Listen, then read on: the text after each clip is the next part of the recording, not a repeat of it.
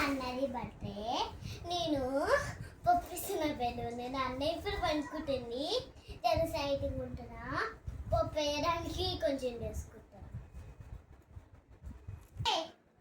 లే లే లే అన్న బర్త్డే అన్న. థ్యాంక్ యూ శాంత. మరి బెలూన్ నా కోసం చేసిన 3, 2, 1 and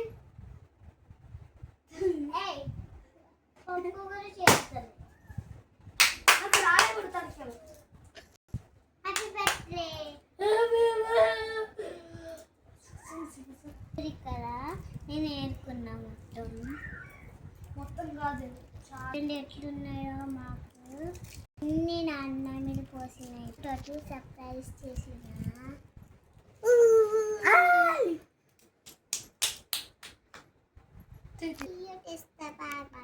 రోజు ఈవినింగ్ లో చేస్తా. Bye bye. ఎందుకంటే నా